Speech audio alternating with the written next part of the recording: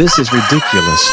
I understand. I can't wait to see the new Minion movie. You are not supposed to wear tank tops.